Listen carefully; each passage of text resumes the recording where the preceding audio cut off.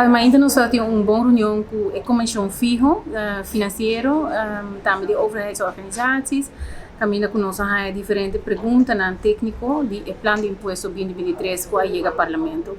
O plano de imposto chega ao Parlamento recentemente e o Parlamento tem uma fecha final para entregar perguntas na técnico riba o plano.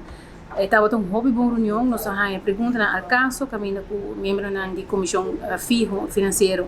Estava tem várias perguntas riba o tema que está regardar o plano de imposto.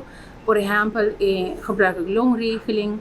Por exemplo, também se tem certo câmbio em outro tipo de incentivo e ou ajuste para pensionado, que o câmbio é mais importante, que o impacto riba nossa situação financeira ou nosso presupuesto.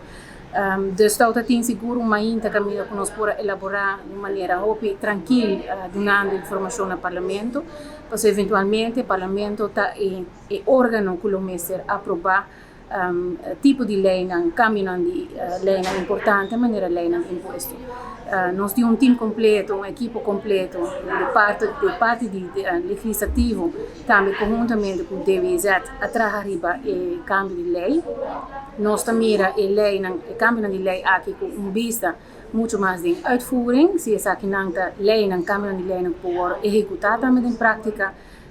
Escuta também diferentes pontos com o grêmio a trazer adiante, também o Conselho de Raad van Advies, assim nós temos vista muito mais completo de que está na reserva, que está na ponto de atenção e a curva de ter em conta mais tanto possível com o input de grêmio, input de Raad van Advies e nós satisfeitos com o produto final, um produto balançado, que a ter em conta também com afspraken que nós temos com a Holanda para um presupuesto balançado e of surplus no futuro.